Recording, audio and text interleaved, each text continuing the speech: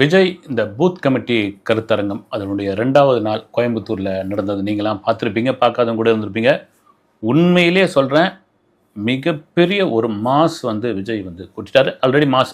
திரும்பவும் சொல்கிறது என்னென்னா, அதே விமர்சனம் தான் வழக்கம் போல் இப்போ சினிமா நடிகர், ஒரு பாப்புலரான நடிகர், நம்பர் 1 நடிகர், தமிழ் சினிமாவில் 250 கோடி ரூபாய் சம்பளம் வாங்கக்கூடிய ஒரு நடிகர், அவருடைய கடைசி படம்னு அறிவிச்சிட்டாரு, முழு நேர அரசியலுக்குள்ளே வந்துட்டாரு. அவரை பார்க்கறதுக்கு வந்த கூட்டங்க இது அப்படின்னு இது எல்லாம் தாண்டி நான் திரும்பவும் சொல்கிறது தான், எம்ஜிஆருக்கு எப்படி ஒரு கூட்டம் வந்தது என்று முன்னாடி சொல்லிட்டு இருந்தாங்களோ அந்த கூட்டத்தை தாண்டிய மிகப்பெரிய கூட்டம் என்பதில் மாற்றுக்கிறது கிடையாது. எம்ஜிஆர் கூட ஒரு தடவை சொல்லியிருந்தார், அது சினிமாவுக்காக சொன்னது நாடோடி மன்னன் ஒரு படம் பெரிய பட்ஜெட்டில், மிகப்பெரிய பட்ஜெட்டில் அந்த படம் எடுத்து முடிச்சுட்டு அந்த படத்தை யாரும் வாங்கலை.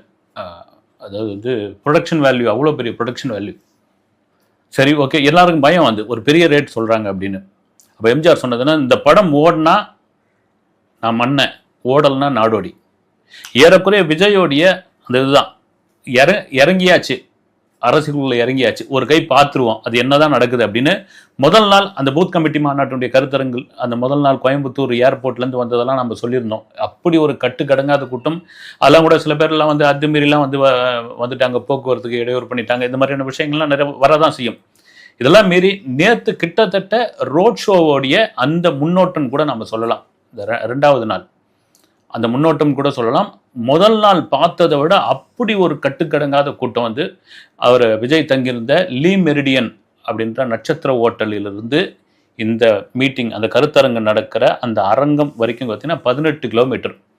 அந்த 18 கிலோமீட்டர் அந்த வாகனம் தாண்டறதுக்கு கிட்டத்தட்ட 1.25 மணி நேரம் ஆச்சு. அப்படின்போது அந்த 1.25 மணி நேரமும் என்னன்னா, வெறும் கோயம்புத்தூர்லேருந்து வந்தவங்க மட்டும் கிடையாது. சுற்று வட்டாரத்தில் திருப்பூர், நீலகிரி, ஊட்டி, சேலம், எந்தெந்த பகுதியிலேருந்து பக்கத்தில் இருந்து அத்தனை பேரும், பொள்ளாச்சி, உடுமலைப்பேட்டை, அத்தனை பேரும் கிளம்பி வந்துட்டாங்க.